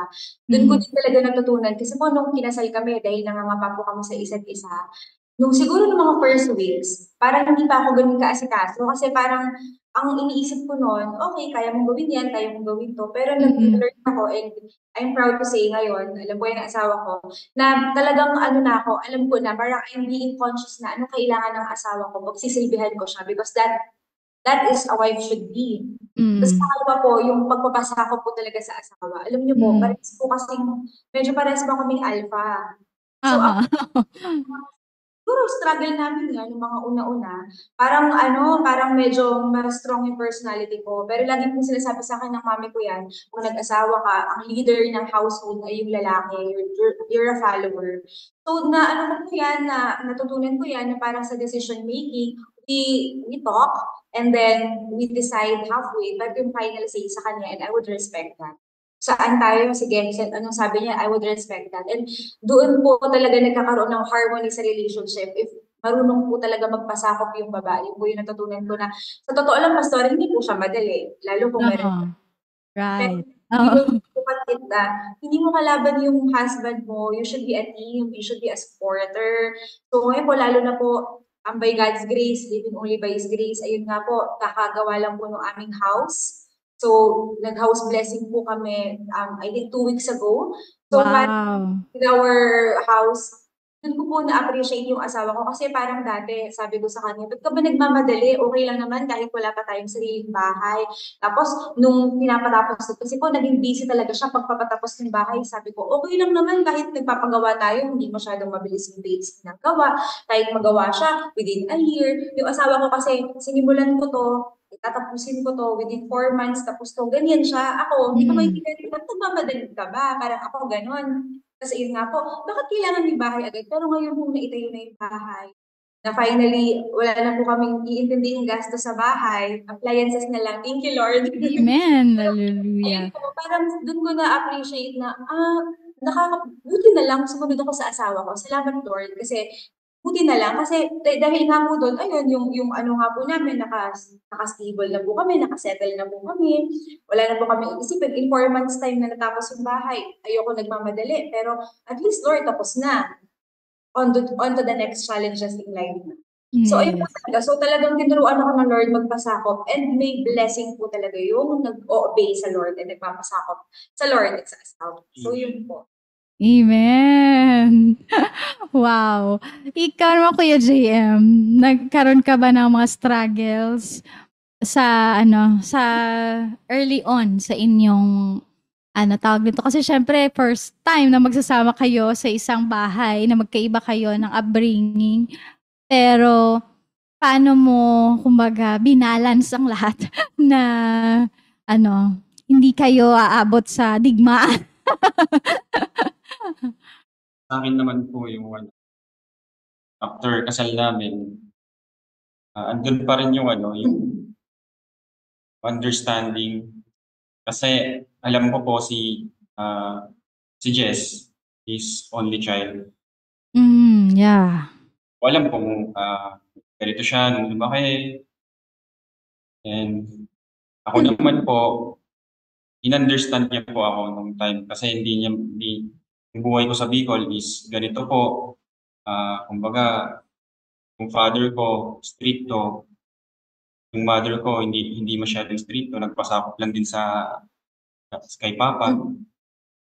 And day by day, nag-aano kami, nag-grow up kami, nagma-mature yung ano namin na, ganito pala siya, Nakakilaglan po kami. ganito pala siya. Hindi yung tipong nung girlfriend, boyfriend, dating to know each other. Ito pala yung reality. Iba po, iba talaga yung reality. Right. Kasal pa Expectation versus reality na kayo. na, okay, sige. Hindi na lang ako iimik. Oo, para wala na lang. Wala na lang, okay. Tahimik lang. Ganito, di Cool down. cool down ako, aalis muna ako, ganito, ganyan. And hanggang sa naaral na po namin, yung aming sarili, yung hanggang sa, yun nga po, yung may patayo na yung bahay, yung struggle nga po dun is, ako na lang po kasi yung yung parang contractor sa bahay. Di na po kasi kami or Okay. kumbaga tipid din and naniniwala kami sa Panginoon na i-ga-guide kami sa bahay na pinapagawa namin. Excuse me po. Nag-start po yung bahay nung November 15. Yung last year, 2023, ang struggle po dun is parati po akong gabi na umuuwi. Yung asawa ko, naghihintay po sa akin kasi inaantabayan po kasi yung paggawa ng bahay. Early morning pupunta na po ako dito para i-check kung ano yung mga gagawin ng bahay. Hindi ko na po naisasabay yung aking asawa sa trabaho. Dati po kasi may isasabay ko po siya. And until na masabi niya na, "Bakit ganito, di mo na ako isasabay?" Argument. Oo, diba? Sabi ko, pinaliwanag ko naman sa kanya, tayo po ay nagpapagawa ng bahay. Kailangan natin ng understanding dito. Baka payagan mo ako, hintulutan mo ako na ganito, gabi na ako. Mas maaga aalis. Maaga umaalis. Kasi po, sakripisyo ko po, by God guidance, natapos po yung bahay na may understanding po kami sa isa't isa.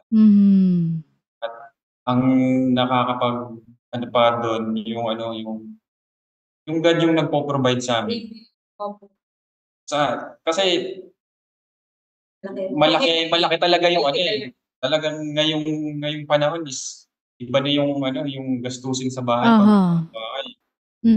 Nung panahon na madali lang kasi yung materials. Pero ngayon, sabi ko, Lord, tulungan mo kami, Lord. Tulungan mo kami, Lord, matapos tong bahay na to. And yun nga po, by God's grace talaga, ay natapos po yung bahay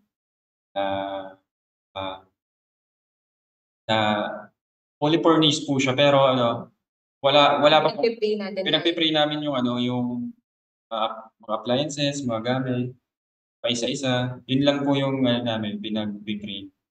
Yung naitayo na po yung bahay.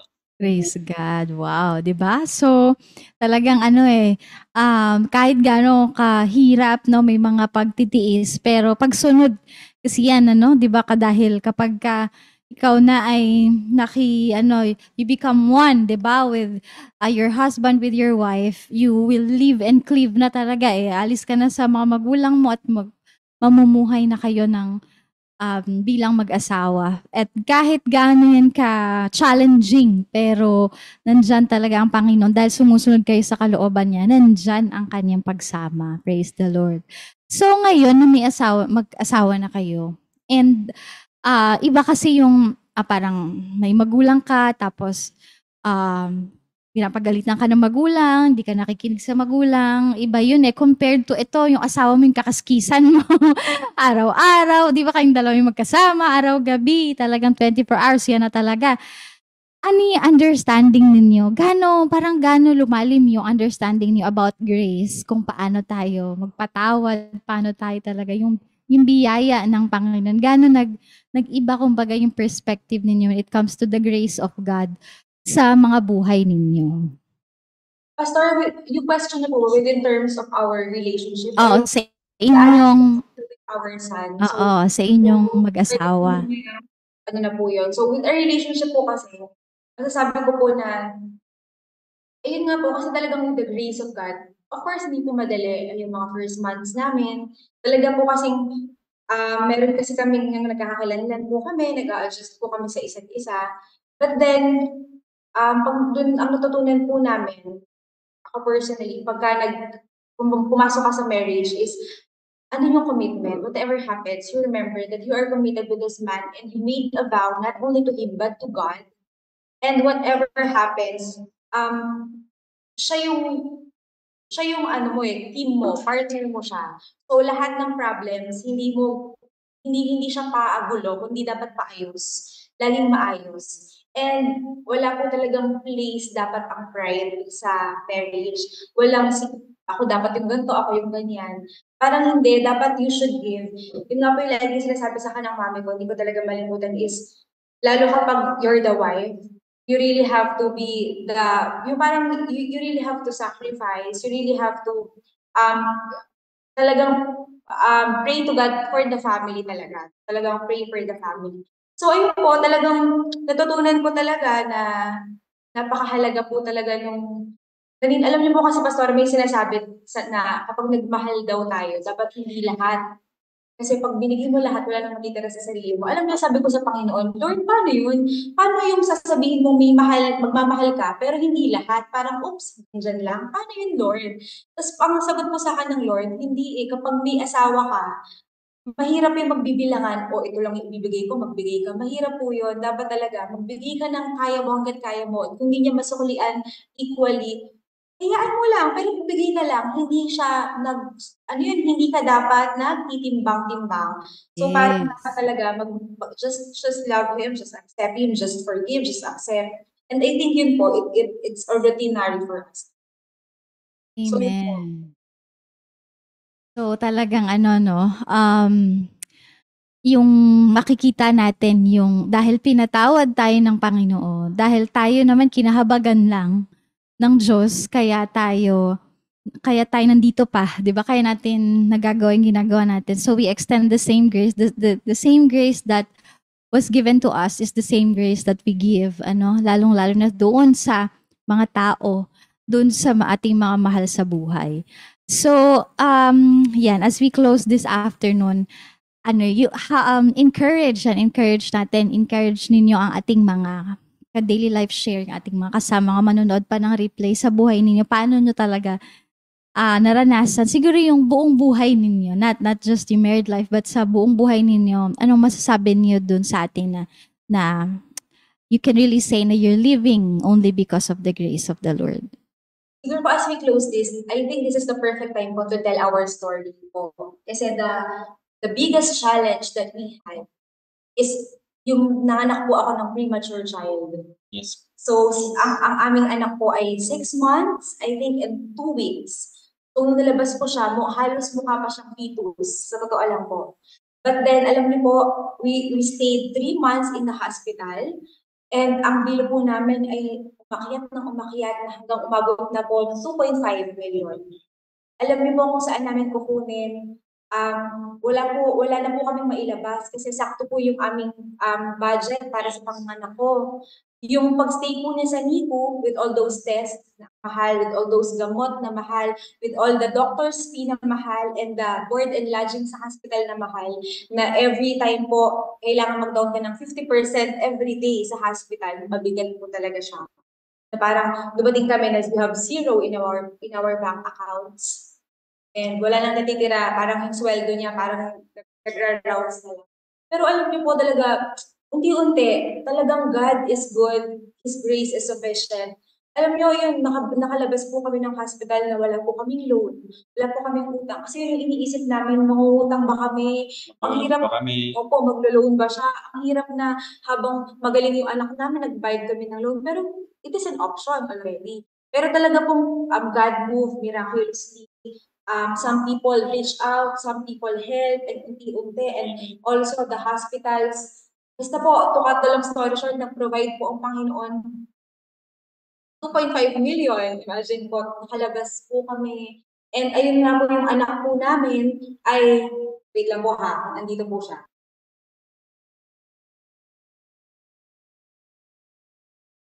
Ayun po.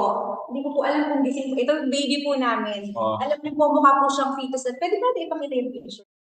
Ito po siya. Actually, sinend ko po yung picture niya. Come here. Oh, wow! Alam niyo po, mukha po talaga siya napakaliit. Ay, ay! Ano Sa na? picture. Oh! Labas ko po sa 1 kilo, 1.1. So, ito Mm. na po siya ngayon, very healthy, happy baby. Ito po yung gusto ko maging highlight po ng story namin na Yes, God is really amen. gracious in our life. Po. Alam niyo po, noong January po, Pastora, hospital po siya. Ano po naman, 350K ang bill namin. So, Oh! dahil po naman sa napabayaan si Paul, so nagkaroon siya ng aspiration. So, alam niyo po, Pastora, share ko lang na kung nasa hospital kami ng ayoko magbigay sa inyo ng false hope, pero premature yung baby nyo. Hindi natin alam if he could make it in 1 day. Tapos, nag 1 day na, in 3 days. Sabi pa ng doktor, okay, let's see for a week. And then, habang tumatagal, uy, yung anak namin, lumalaban. May time po, Pastora, na gusto ko lang talagang i-share to. May time po talaga na parang sabi ng doktor, lahat na ng antibiotics na ibigay namin sa anak. Yes po. At wala nang may kayang antibiotic sa kanya, parang ang hirap parang hindi na nagpa-fight yung infection kasi wala siyang antibiotics. Tuturok natin tong drug na to, pag ito yung epekto, hindi na natin alam. Parang ganun yung sabi ng doktor, hindi na alam. Sabi ko, Lord, yung drug na lang na yun. Eh, nung time po na yun, nakatubo po siya, namin nakalagay sa katawan niya, ang kayat niya. Tapos, yung drug na yun, 50K, 1,000. Oh! Saan ko kukunin to? Saan ko kukunin yung drug na yun? To cut the long story short, doon pa rin po ako. God provided it. Sabi ko, naiyak Amen. ako sa mama ko, naiyak ako nun ang asawa ko po nun ay nasa conference lang, sa Bataan. Isang kabataan po. And I was there in the stairs, naiyak ako. Sabi ko, Lord, kukunin mo na ba yung anak ko? Kukunin mo siya, yayakapin ko na lang, iuuwi ko na lang. Napaka-ano ko ng hope ko. Pero tumawag ako sa husband ko, sabi niya, ano ka ba? Panso mo po, pinagpipray natin yun, di ba? Hindi naman namin dito. Nasa Cuneta po siya. Tumawag ako sa mami ko, Mami, wala tayong pera. Sabi ng mami ko, kaya pala anak, may nagbayad sa akin ng 50,000. Eh, ang tagal nang may utang nito, mga 7 years na. Wow! Diyan pala yan. Amen. Kasi sabi ni mami, wala naman gastos. Baka talagang same day, nagbayad po yun. Tapos, lang story short, yung drug po na napaka-expert. Yung antibodies niya, tumaas. Hanggang sa, Praise God. tawa niya, tumaas, hanggang sa po. Tapos, okay na yung niya. Tapos, pinapataba na lang siya. Ito na po siya. Ito na po siya at very healthy. Alam niyo po, Amen. Oo, healthy. Grabe. first niya, nung nakita siya, oh, buhay ka! Amen. Po, dahil mabuti ang Diyos. Yan. Praise God. Ayun nga po, Pastora, nung time na yun, we have 0 bank accounts at may sakit pa yung anak namin. Pero ngayon po, parang salamat sa Panginoon, natapos yung bahay. Na wala pong anong problema, nagtapos yung bahay, tapos nakalabas ang aming hospital, ang anak namin sa hospital na healthy. So, pagsasabi po namin na the Lord has been gracious and we are really living by His grace. Amen. Anong name ni baby? Juan Miguel or Miggy. Wow! Hi, Miggy! Patingin po siya. Ayan, pinagpala talaga isang malaking biyaya ng Panginoon. Amen! Isang malaking biyaya ng Panginoon sa inyong buhay. Sige po, anong encouragement ninyo sa ating mga tagapakinig, Kuya JM? First and foremost, tayong susuko.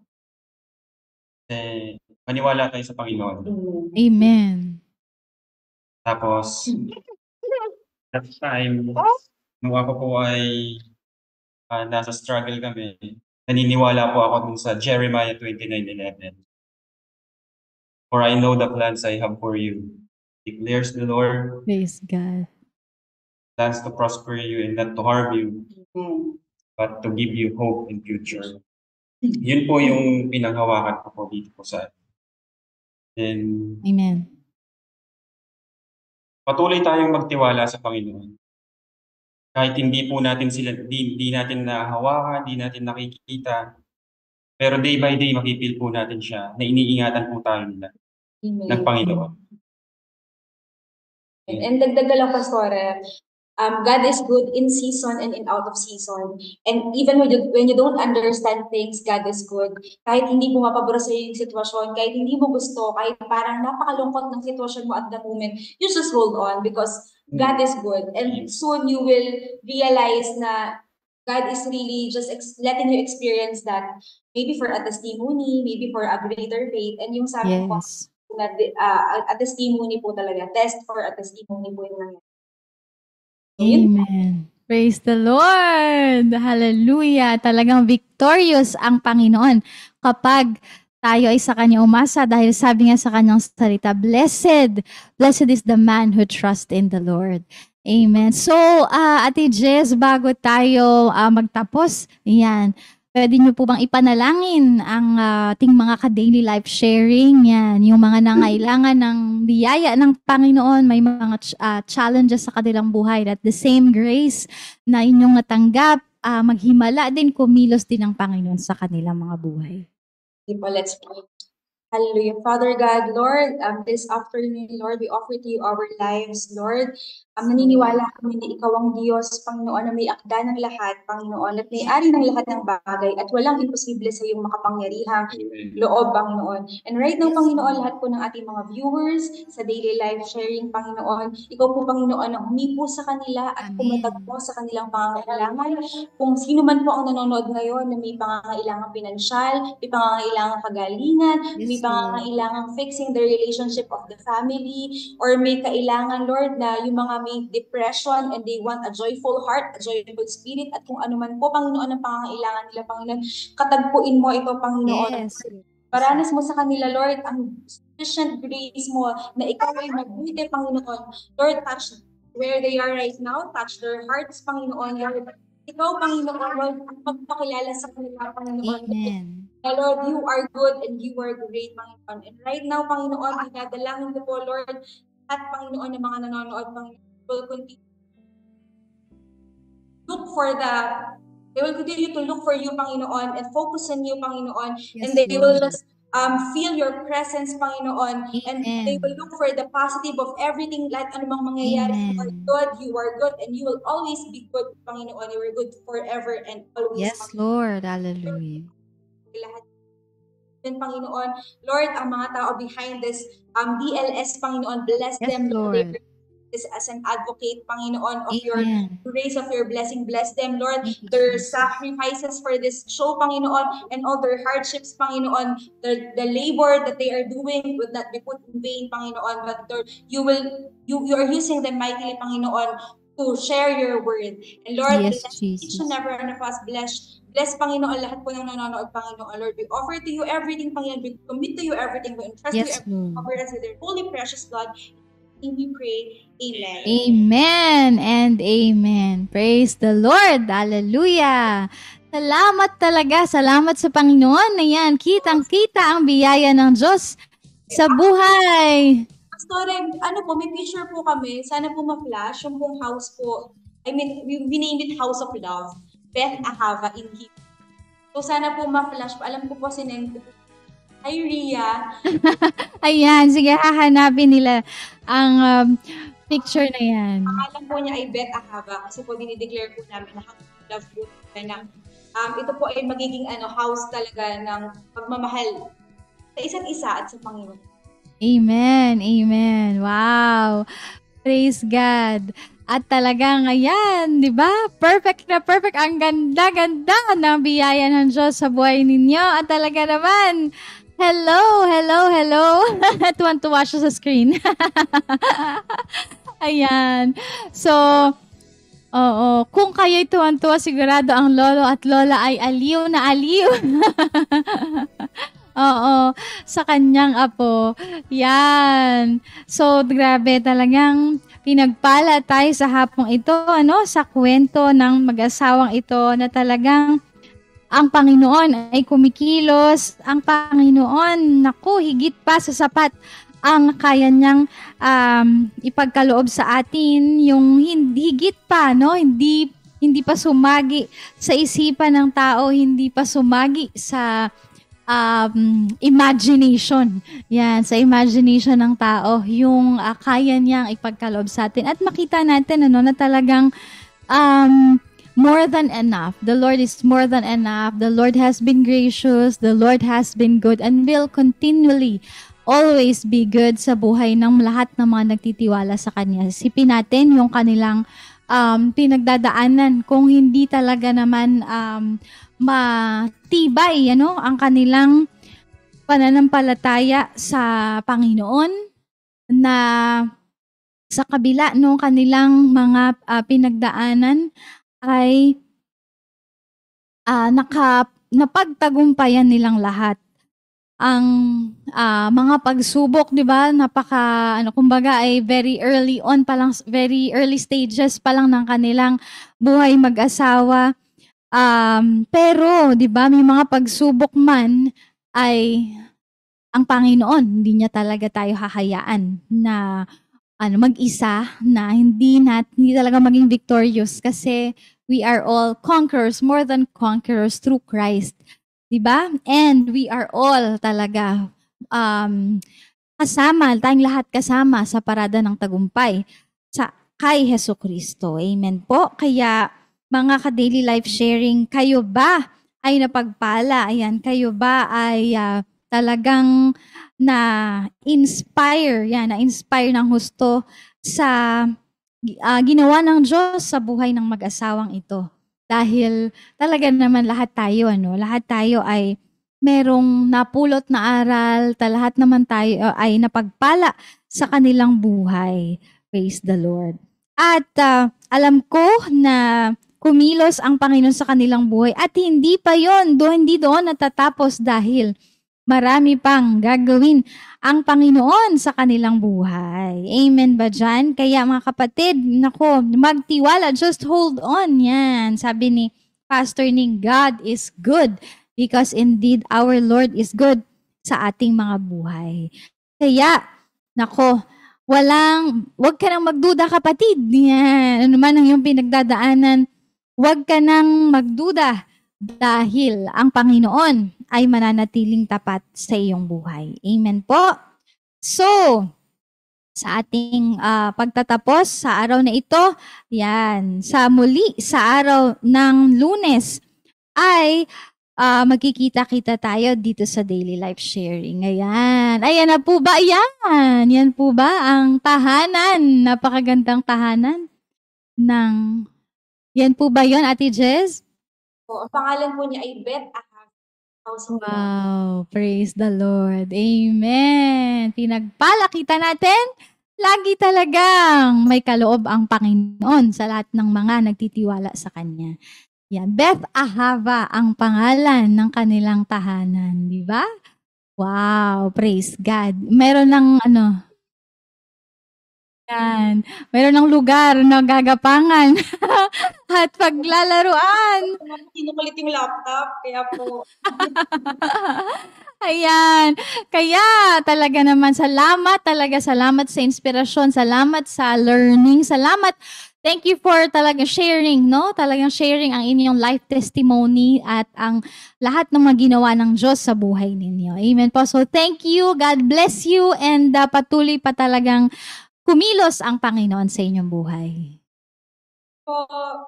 Amen. Salamat mga kapatid. Ayan. God bless you. And syempre sa ating mga ka-daily life sharing, maraming salamat. Thank you for staying with us. Thank you for joining us this afternoon. At nawa kayo ay napagpala din sa buhay ng ating mga panauhin sa hapong ito. So hanggang sa Lunes, syempre sa araw ng bukas, tayong lahat ay sumamba sa Panginoon, papurihan natin ang Panginoon sa mga kanya-kanyang simbahan kung saan tayo itinanim ng ating Diyos. Amen po. So, God bless you all. Have a blessed day. Bye!